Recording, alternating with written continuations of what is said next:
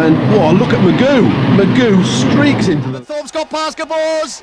They lock handlebars as they go through, but Thorpe's done. Here comes Bradshaw to the outside of Bale. He takes over the number 2 position, and Bradshaw is not done.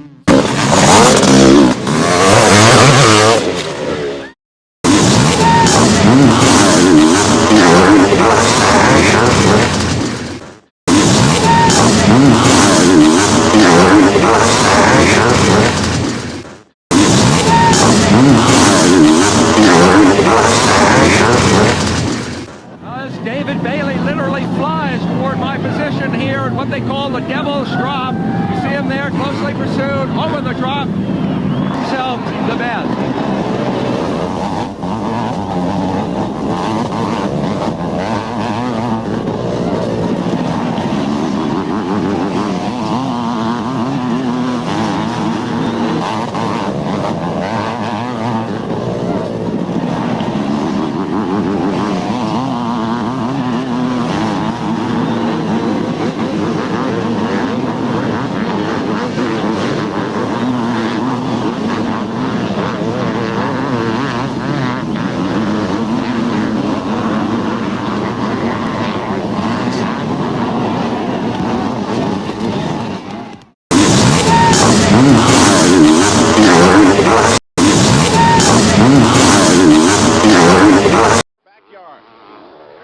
Watch the different techniques, and there's Jeff Ward on the left of your screen, and the green bike, Ricky Johnson catching him slowly. You'll notice the techniques seem different. Ward seems less fluid.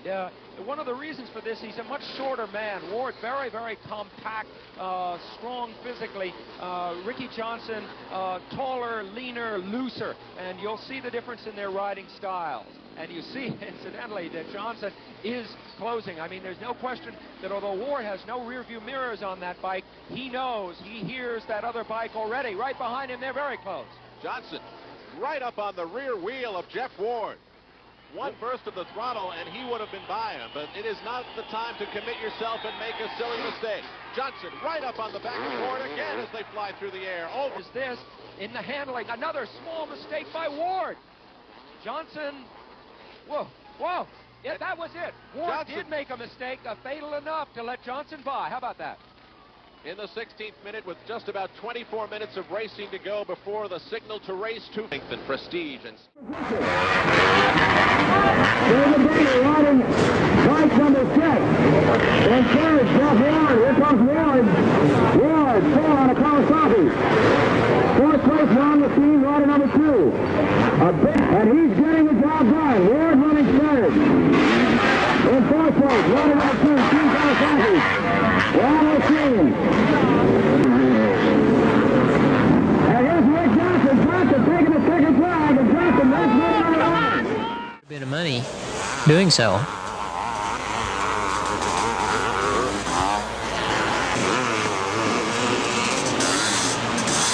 Johnson comes around for the final lap of the entire AMA Outdoor National Series, and Rick Johnson takes a well-deserved win. Congratulations, Rick. Pretty confident you can pull off this championship. Well, I don't feel overconfident, but I feel very positive about this weekend and about the championship. Ronnie's riding well. He won magazine. You've been doing a column, and you recently been you have received. Do you like writing back about things like that? Yeah.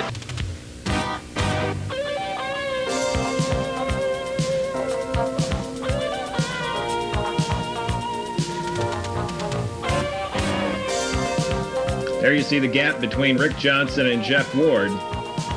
First 2 turns of the race. And we have word that Jeff Ward has pulled over and allowed his teammate Ron Lacine to get by for 2nd place.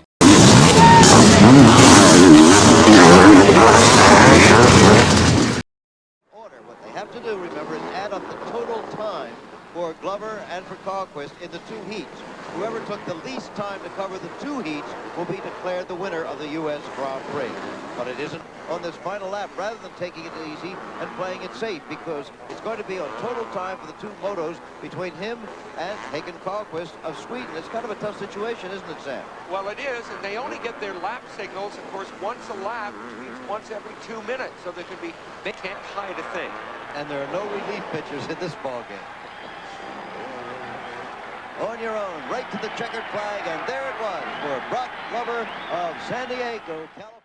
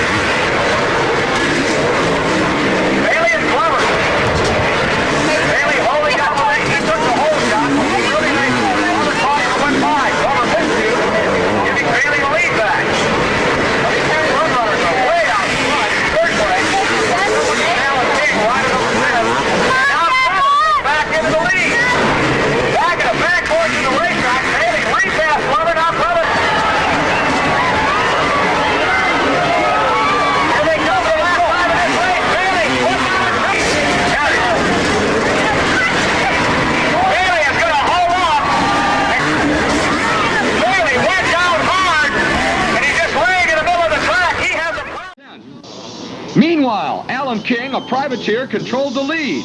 Glover worked his way to third, but once there was challenged by rider number 717, Timmy Coombs. The 2 riders battled through several corners until Glover tired of the game and left Coombs behind. Brock then moved to the rear wheel of number 55, Jojo Keller, challenged him for second, and made the pass. With 5 laps remaining, Glover took the lead with this move on Alan King. Once in the lead, Glover never backed off and went on to win in moto number 1. The second moto was all Brock Glover. He took the whole shot and opened an immediate lead and never looked back. The win gave Glover a record-setting 3rd national 500cc title.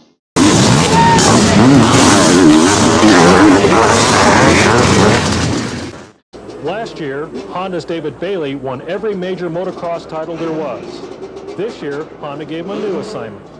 Leave the 250 class and try to take away the 500cc title from Yamaha's Brock Glover. Bailey agreed, but quickly discovered the 500cc machines were quite a handful. On the 500, I'm just going to have to ride with a little more margin, I think, and not ride quite as close to the edge, because the 500 is a lot heavier, certainly a lot faster, and it'll throw you down. Bailey soon harnessed the power of his machine and put on a display of dominance not seen since the Hanna heydays. He not only won the first 5 nationals, but swept each of the motos in convincing fashion.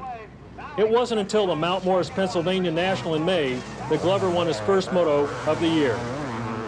Bailey went on to clinch the title 4 races later. In addition to winning the 500 title, Bailey again won the Grand National title, which goes to the rider who compiles the best record in both outdoor motocross and supercross events. Of the 4 Japanese factory teams currently in motocross, Honda, Yamaha... Brock Glover, when he was following on the rear wheel of David Bailey, might have had a slight advantage in that he was studying every move and every line that Bailey made. Now Bailey has pulled away from Glover, and that advantage is gone. Now Glover has to play catch-up. He's no longer in the ballgame. Seen him ride all year.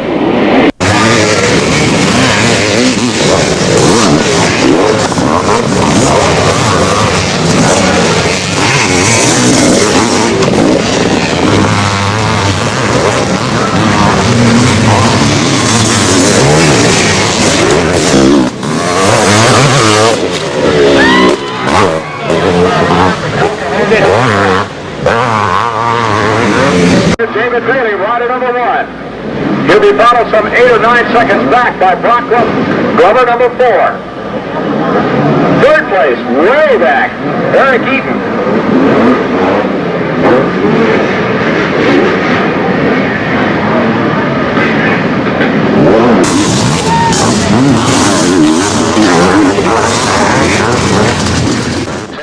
And that's going to put David 7 points up going into the final round in Washougal, Washington. Still, David Bailey in the #1 spot with Rick Johnson in second. Bailey has pulled out to about a 7-second lead at this point, so it looks like without any problems, Bailey's got this pretty well in hand. Well, Rick just a little bit on Rick Johnson in third. 1 lap to go, and David Bailey will have the overall for the day in Hollister. Makes it Honda 1, 2, and 3. On the last lap, David Bailey has moved out to a 13-second lead over Rick Johnson. And again, that David Bailey will lead Rick Johnson by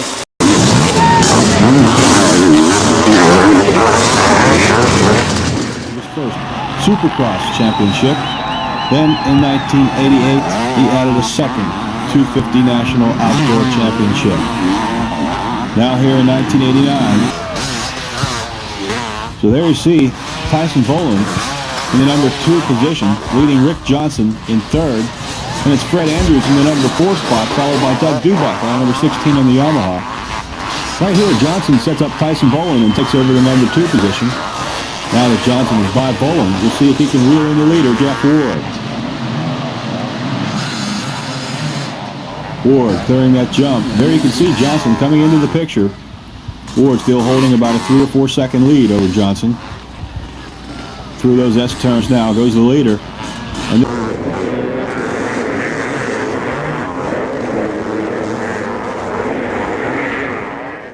there was some talk that he would never walk again. But Johnson came back. He's a tough cookie. Stanton and Ward. Here's Jeff Stanton.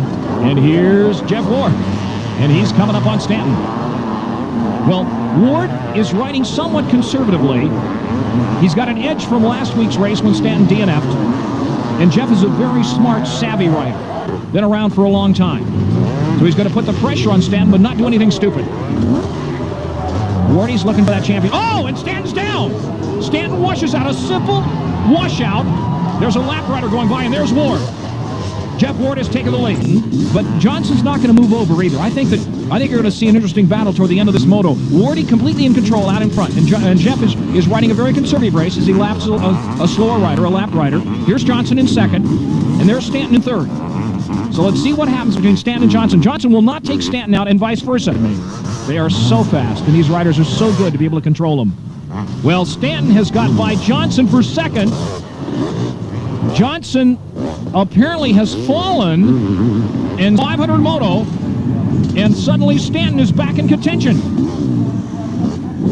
You had a flash of Stanton there, and there, nope, the checkered flag is out, and Wardy wins it.